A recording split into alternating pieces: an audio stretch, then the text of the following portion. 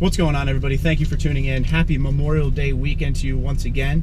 So yesterday we did the top 5 likes of the Platinum. So of course today we're going to do the top 5 dislikes of the Platinum trim level.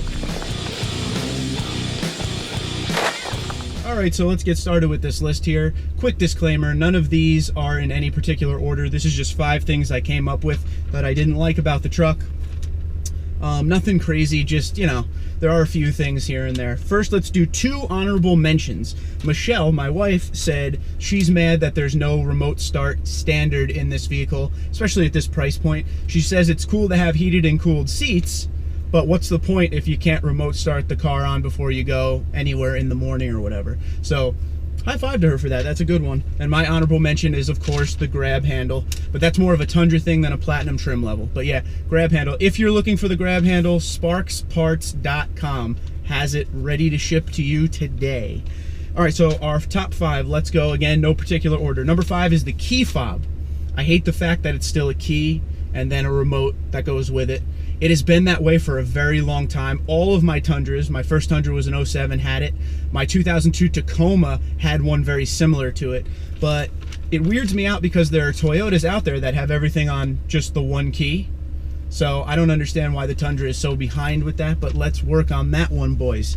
Number 4 kind of leads into that one right here. So number 4 is the push button start. I wish there was push button start, especially at this price point. A lot of this end with that term, at this price point. If you go to other brands at this price point, you're getting a lot of this stuff. So these are just little things that are annoying, kind of. Push button start would be great, especially in this day and age. Number 3 are the head and tail lights. I like the fact that there's an LED strip that's your daytime running light, but it's 2017, we need to upgrade, and standard should be LED or HID head and tail lights. I know the 2018 will be giving us LED headlights, which will be cool, but it took a long time, and yeah, HID. And what about the rear lights? No one knows yet if the tail lights are going to be LED or not, so for right now we'll say head and tail lights. Number 2 is storage. And again, this is more of a Tundra than a Platinum thing.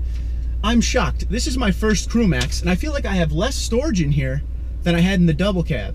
Like, you have to install, you know, a storage compartment under the seats if you want it. Where in the double cab, you can just, like, in 2 seconds, screw one in and you're done. Here, you got to cut into the foam and actually, like, really install it.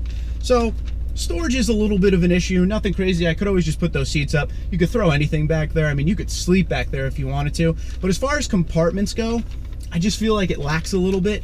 But I've been feeling that way for a while because I think the 07 to 13 Tundras have way more storage compartments than the 14 and up ones. But yeah, storage definitely is lacking quite a bit.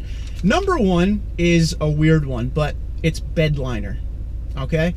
Before I bought this truck, when it was sitting on the lot, it didn't have any bed liner in it. I had Frank do a drop-in because at that point in me building the truck, my budget was getting close and I didn't have the money to be putting in a spray-on bed liner.